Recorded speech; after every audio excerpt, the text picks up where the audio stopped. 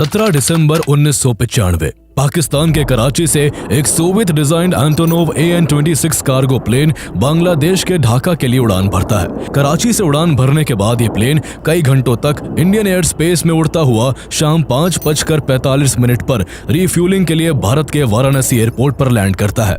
यहाँ करीब 4 घंटे खड़ा रहने के बाद रात 10 बजे प्लेन एक बार फिर अपने तय रास्ते की तरफ उड़ान भरने लगता है। लेकिन जब ये प्लेन बिहार के गया के ऊपर था तभी अचानक इसका रास्ता बदल जाता है। प्लेन वेस्ट बंगाल के एक बहुत पिछड़े हुए जिले पुरुलिया की ओर बढ़ जाता है और जैसे ही प्लेन पुरुलिया के ऊपर पहुंचता है वो बहुत नीचे उड़ने लगता है। अंधेरी रात में जब सब नींद की आगोश में थे उस समय उस प्लेन से पैराशूट के जरिए लकड़ी के 3 भारी बक्से झालदा, घंटगा, बेलामू और मरामू जैसे गांवों के ऊपर गिरा दिए जाते हैं। लकड़ी के बक्से गिराने के बाद प्लेन कोलकाता के नेताजी सुभाष चंद्र बोस इंटरनेशनल एयरपोर्ट पर रिफ्यूलिंग के लिए रुकता है और फिर अपनी डेस्टिनेशन की तरफ बढ़ जाता है। अगली सुबह 18 दिसंबर 1995 को जब पुरुलिया का एक किसान अपने खेत पर पहुंचा तो उसे दूर एक टीले पर कुछ अजीब चीज पड़ी हुई दिखाई देती है। क्यूरियोसिटी से जब वो पास जाता है तो उसकी आंखें खुली की खुली रह जाती है। तुरंत वो दौड़ते हुए नजदीकी झालदा पुलिस थाने में पहुंचकर ऑफिसर्स को हैरत अंगेज नजारे के बारे में इन्फॉर्म करता है। उसने खेतों में पिछली रात पैराशूट से गिराए गए वही लकड़ी के बक्से देखे थे। ये बक्से इतनी बड़ी मात्रा में खतरनाक हथियारों से भरे हुए थे कि इनसे छोटी मोटी जंग छेड़ी जा सकती थी।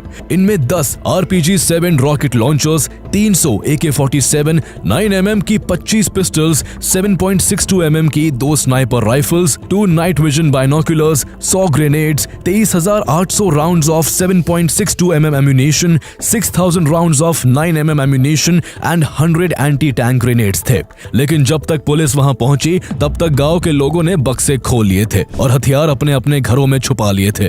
पुलिस ये सब नजारा देखकर हैरान रह गई। घटना की सूचना तुरंत सरकारी एजेंसियों तक पहुंचाई जाती है और मौके पर भारी पुलिस बल को तैनात कर दिया जाता है। इसके बाद वहां लाउड स्पीकर से ऐलान करवाया जाता है कि जिन्होंने भी उन बक्सों से हथियार लिए हैं वो तुरंत उन्हें पुलिस को लौटा दे। घर घर तलाशी ली जाती है और खंटका, बेलामू, मारामू, पागड़ो और बेराड़ी जैसे गांव से कई सारी AK-47 राइफलें बरामद की जाती है। मीडिया के जरिए ये खबर बाहर आने से पूरे देश में सनसनी फैल गई।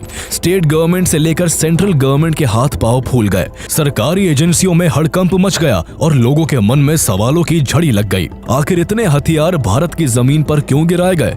इन्हें भेजने वाला कौन था और किसके लिए भेजा गया था? इसके पीछे असली मकसद क्या था? और सबसे बड़ा सवाल, intelligence bureau, RNAW, Indian ATC और बाकी गवर्नमेंट मशीनरी में से किसी को भी आखिर कैसे कोई भनक तक नहीं लगी और एक कार्गो प्लेन भारतीय एयर स्पेस में घुसकर 4 टन से भी ज्यादा घातक हथियार गिराकर फरार हो गया? आइए जानते हैं भारत के सबसे mysterious case Purulia arms drop की पूरी कहानी। 18th of December 1995, a mysterious weapon consignment was dropped from the sky over Jaipur Jalda area under Purulia district of West Bengal. The plane digresses from an approved flight path and drops its deadly cargo over Jalda in Purulia district. Kim Devi, the Danish mastermind behind the dumping of a plane load of weapons in West Bengal. Plane के crew members ने ये कबूल किया है कि उन्होंने waste Bengal के एक खास ग्रुप के लिए हथियार गिराए थे। There were no answers on whom these arms were meant for, who paid for these arms, what was the bigger conspiracy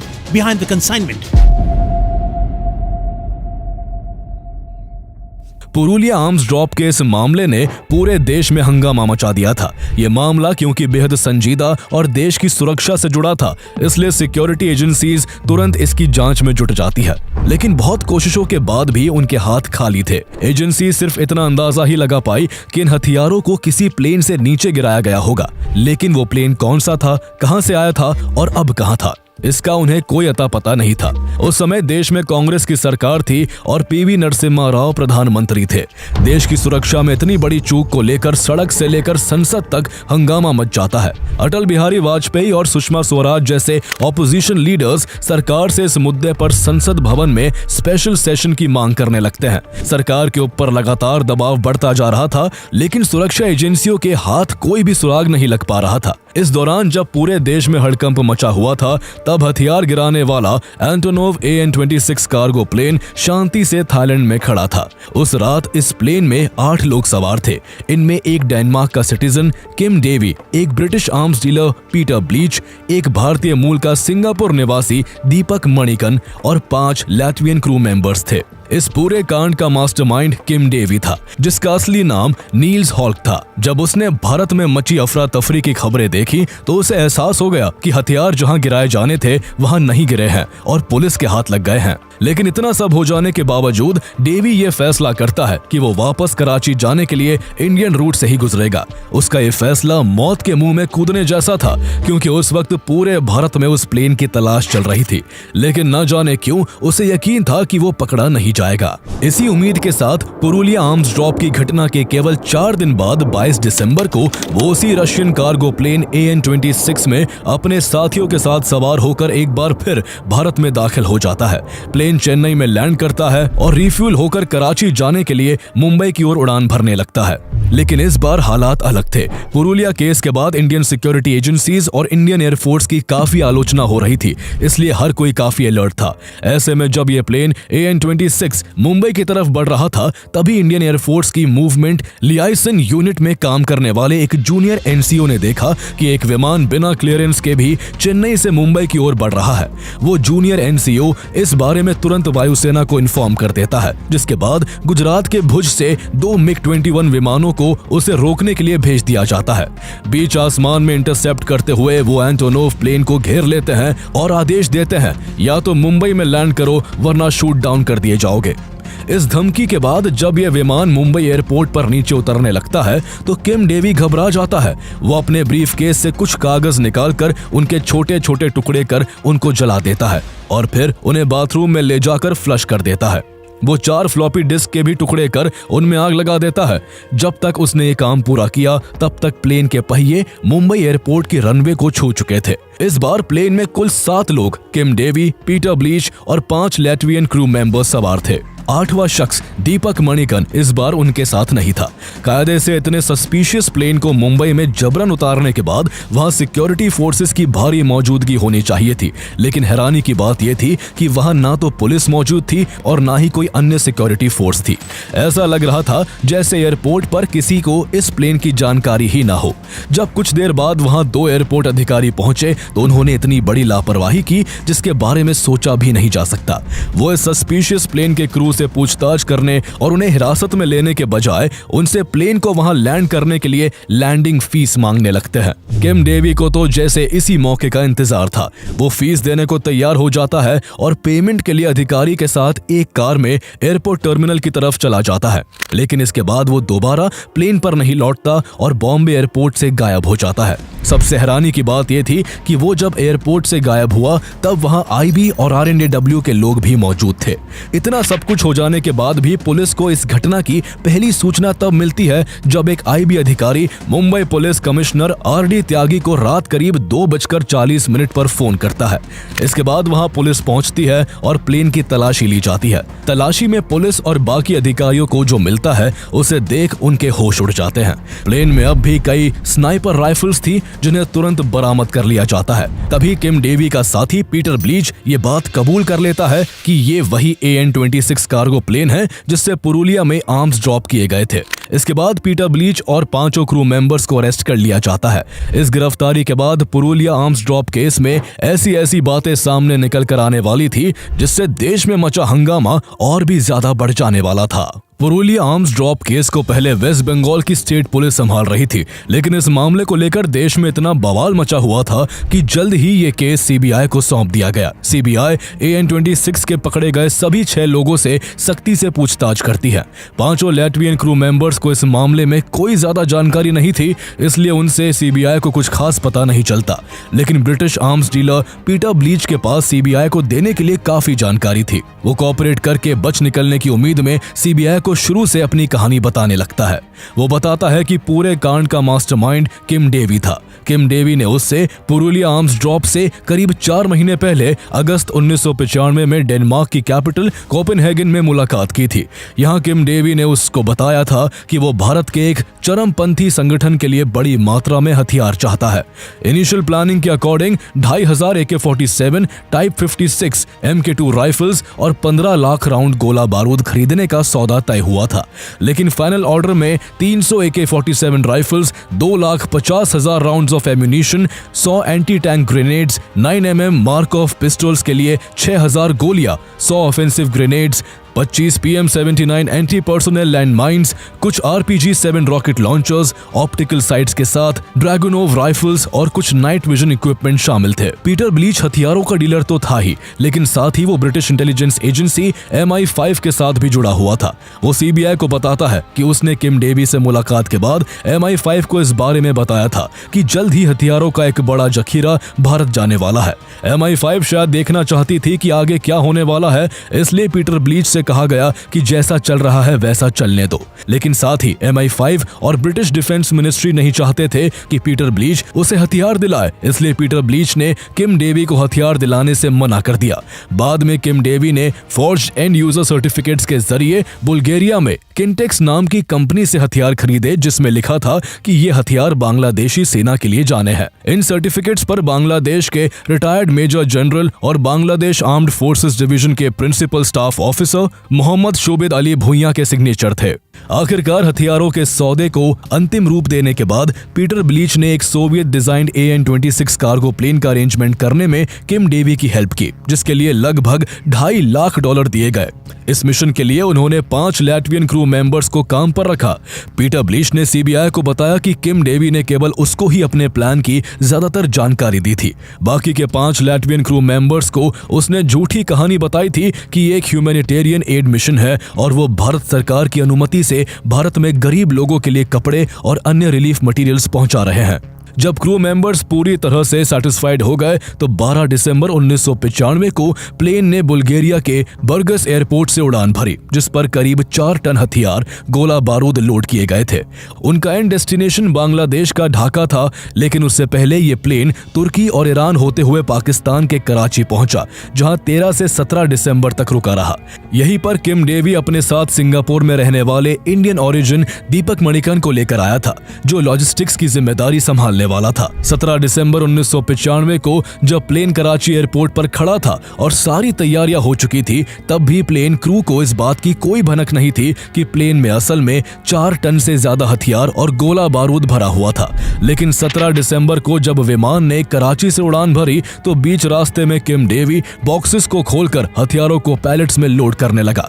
उसी समय उन 5 लैटवियंस लोगों को पता चल गया कि ये प्लेन ह्यूमैनिटेरियन एड के सामान से नहीं बल्कि हथियारों से भरा हुआ है। लेकिन किम डेवी ने उनको किसी तरह प्लेन को तय दिशा में उड़ाए रखने और कोऑपरेट करने के लिए तैयार कर लिया। पीटर ब्लीच आगे CBI को बताता है कि प्लेन जब कराची से निकलकर इंडियन एयर स्पेस में उड़ान भर रहा था, तब उसे यही लग रहा था कि भारतीय खुफिया एजेंसियों को इसकी भनक लग चुकी होगी और प्लेन के रेडार पर आते ही इसे और इसमें मौजूद हथियारों को कब्जे में ले लिया जाएगा। उसे इस बात का इत्मीनान था कि वो अगर पकड़ा भी गया तो MI5 की मदद से आसानी से रिहा हो जाएगा, लेकिन ऐसा कुछ नहीं हुआ। प्लेन कई घंटों तक इंडियन एयर स्पेस में उड़ान भरकर वाराणसी पहुंच गया, लेकिन ना तो किसी ने उसे इंटरसेप्ट किया और ना वाराणसी में ही उसे पकड़ा गया। पीटर ब्लीच बताता है कि जब विमान ने वाराणसी से भी टेक ऑफ कर लिया तो उसे डर था कि विमान को गिरा दिया जाएगा, लेकिन ऐसा भी नहीं हुआ और प्लेन ने वेस्ट बंगाल के ऊपर से उड़ान भरी और हथियार गिरा दिए गए। ना कोई रॉकेट आया और ना ही कोई पुलिस आई। उनसे गलती सिर्फ इतनी हुई थी कि रात के अंधेरे में पायलट से लोकेशन को लेकर चूक हो गई और हथियार जहां गिराए जाने थे उससे कहीं दूर गिरा दिए गए, इसलिए हथियार गांव वालों के हाथ लग गए और यहीं से सारा बखेड़ा खड़ा हो गया। आगे पीटर ब्लीच बताता है कि प्लेन का एंड डेस्टिनेशन ढाका था, लेकिन तब तक ढाका से लैंडिंग की परमिशन नहीं मिली थी, इसलिए प्लानिंग में बदलाव कर प्लेन को आखिरकार थाईलैंड के फुकेट में लैंड कराया गया। CBI इसके बाद पीटर ब्लीच से सबसे जरूरी सवाल पूछती है कि आखिर ये हथियार किसके लिए थे। पीटर ब्लीच ने इस सवाल का जो जवाब दिया उसने सभी को हैरान करके रख दिया। पीटर ब्लीच बताता है कि यह हथियार आनंद मार्ग संगठन के लिए थे। आनंद मार्ग एक सोशियो स्पिरिचुअल ऑर्गेनाइजेशन है जिसे साल 1955 में प्रभात रंजन सरकार द्वारा स्थापित किया गया था। इसके यूं तो देश और दुनिया में कई जगह सेंटर्स है, लेकिन इसका मेन हेडक्वार्टर पुरुलिया के आनंद नगर में है। इस दौरान जब ये सारा कांड हुआ तब वेस्ट बंगाल में CPI-M की सरकार थी। सीपीआईएम और आनंद मार्ग के बीच शुरुआत से ही 36 का आंकड़ा था। सीपीआईएम आनंद मार्ग को एक आध्यात्मिक संगठन नहीं बल्कि एक हिंसक समूह मानती थी। चूंकि आनंद मार्ग एक ऐसा कल्ट था जिसके मेंबर्स इनर हैप्पीनेस पर फोकस करते थे और कई बार ह्यूमन स्कल जैसी चीजों के साथ डांस किया करते थे, इसलिए सीपीआईएम का मानना था कि आनंद मार्ग ऑर्गेनाइजेशन अशांति फैलाने का काम करती है। उस समय आनंद मार्ग की बढ़ती दौलत और ताकत से भी सब हैरान थे। यहाँ तक कि संस्थापक की पत्नी उमा शंकर ने भी संगठन छोड़ दिया था और पब्लिकली कहा था कि ये अवैध कामों में लिप्त है। इन आरोपों के चलते 1975 में नेशनल इमरजेंसी के दौरान इंदिरा गांधी की सरकार ने आनंद मार्ग पर बैन लगा दिया था, लेकिन बाद में 1977 में जनता पार्टी की सरकार ने इसे हटा लिया था। लेकिन सीपीआईएम और आनंद मार्ग के बीच दुश्मनी जस की तस बनी रही और इस दुश्मनी में सबसे भयानक मोड़ तब आया जब 30 अप्रैल 1982 को कोलकाता के तिलजला इलाके में एक भीड़ ने 17 आनंद मार्ग सन्यासियों को बेरहमी से मार डाला, जिनमें 2 नन भी शामिल थी। लेकिन सीपीआईएम की सरकार ने किसी भी दोषी को गिरफ्तार नहीं होने दिया। ऐसा कहा जाता है कि भीड़ को ये अफवाह फैलाकर भड़काया गया था कि आनंद मार्ग के सदस्य बच्चों की किडनैपिंग करते हैं। इस घटना के बाद आनंद मार्ग ने सीधे सीपीआईएम पर इस हमले का आरोप लगाया, जबकि सीपीआईएम ने इससे पल्ला झाड़ते हुए इसे उन्हें बदनाम करने की एक साजिश बताया। इस तरह पुरुलिया की जमीन पर यह दशकों पुराना स्ट्रगल एक ज्वालामुखी की तरह सुलग रहा था जो किसी भी वक्त फट सकता था।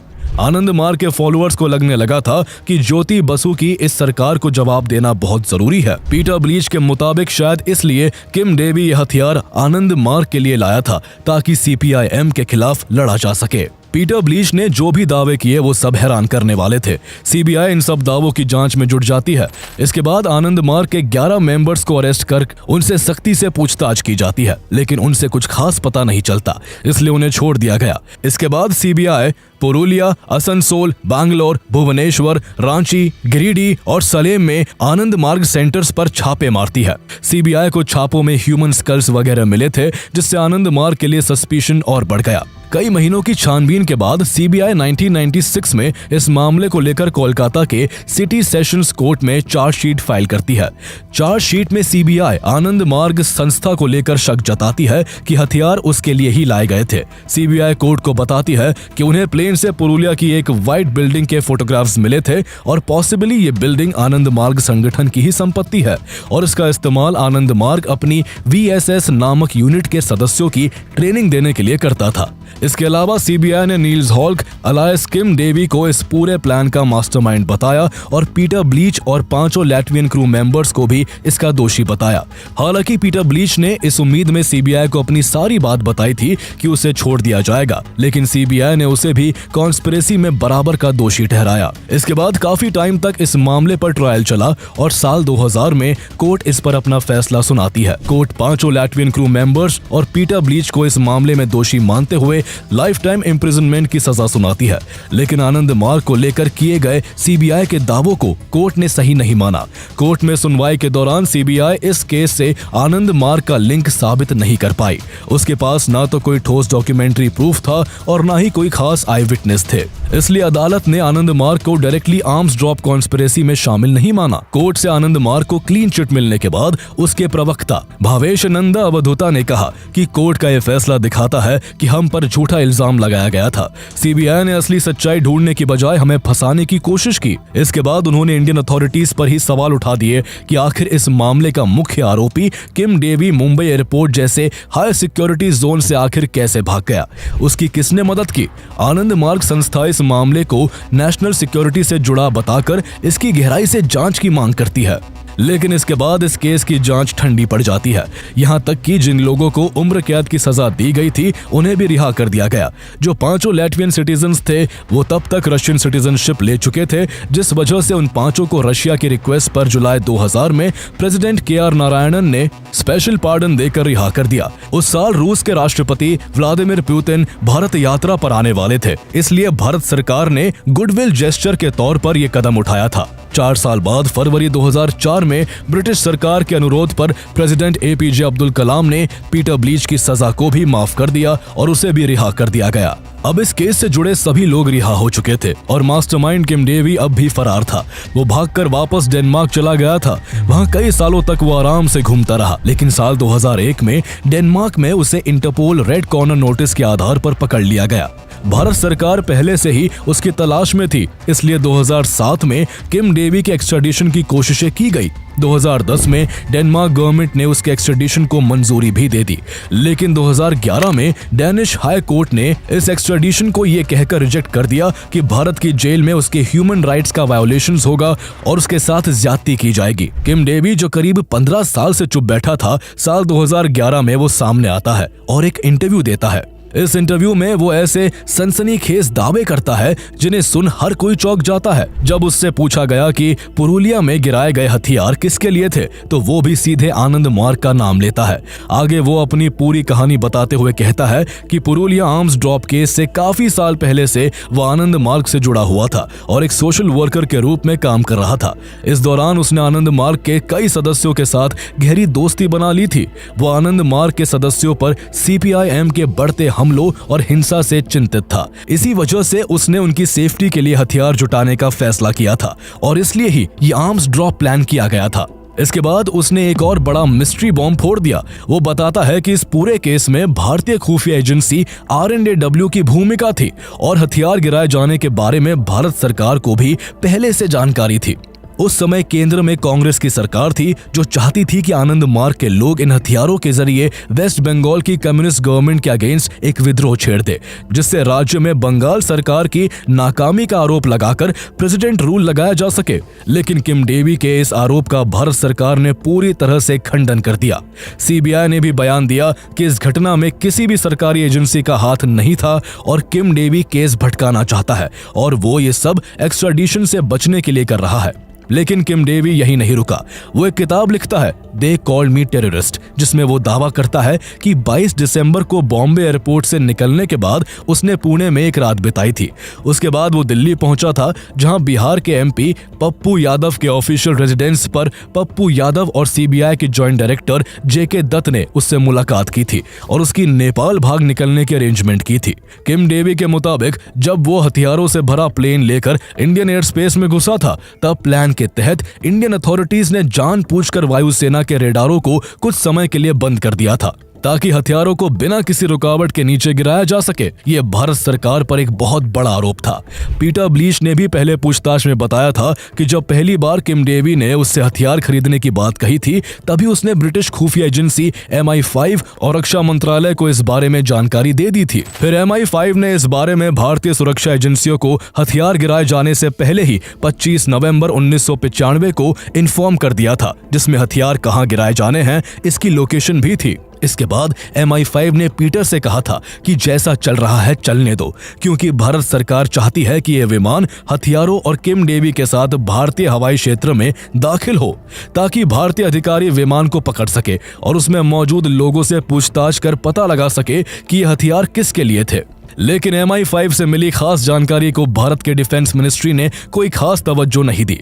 ये इन्फॉर्मेशन 12 दिसंबर को एक साधारण डाक के जरिए पश्चिम बंगाल और बिहार की सरकार को भेजी गई। पश्चिम बंगाल सरकार को इसकी जानकारी तब मिली जब घटना घट चुकी थी। ऐसे में सवाल जस का तस बना हुआ था कि हथियार आखिर किसके लिए गिराए गए। इसी सवाल से जुड़ा सवाल भारतीय सरकार और भारतीय एजेंसीज की भूमिका पर भी खड़ा हुआ था। आखिर ये कैसे पॉसिबल था कि हथियारों से भरा ये प्लेन एक दिन से ज्यादा समय तक भारत के एयर स्पेस में ट्रैवल करता रहा और वो रेडार पर नहीं आ सका। इसके अलावा RNAW और IB के अधिकारियों के रहते आखिर किम डेवी मुंबई एयरपोर्ट से कैसे फरार हो गया।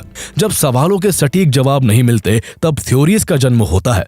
ऐसे में सबसे पहली थ्योरी यही निकल कर आती है कि हथियार आनंद मार्ग के लिए ही मंगवाए गए थे।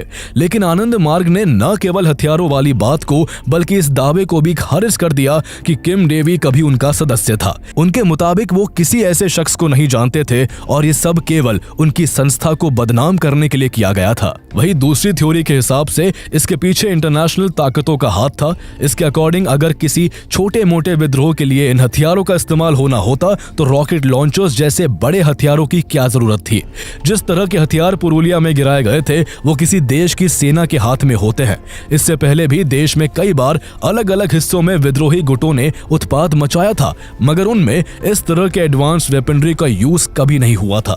इसलिए कई लोगों का मानना है कि सोवियत यूनियन के डिसोल्यूशन के बाद अमेरिका एशिया में अपना वर्चस्व स्थापित करना चाहता था, इसलिए उसने भारत की सरकार के खिलाफ आर्म्ड रेबेलियन को सपोर्ट करने के लिए यह प्लान रचा था। माना जाता है कि डेवी CIA का डर्टी एसेट था और CIA के साथ उसके रिलेशंस के कारण इंटरपोल द्वारा वांटेड घोषित किए जाने के बाद भी उसे डेनिश अधिकारियों से सुरक्षा मिली हुई थी। इसके साथ ही कई लोग इस घटना के पीछे पाकिस्तान का हाथ भी बताते हैं, क्योंकि कराची हवाई अड्डे पर AN-26 को एक पाकिस्तानी एविएशन कंपनी ने हेल्प सर्विस दी थी और उसका भी संबंध CIA की एक एविएशन कंपनी से था। इसके अलावा एक थ्योरी के हिसाब से यह हथियार श्रीलंका के तमिल विद्रोही संगठन LTTE के लिए भेजे जाने थे।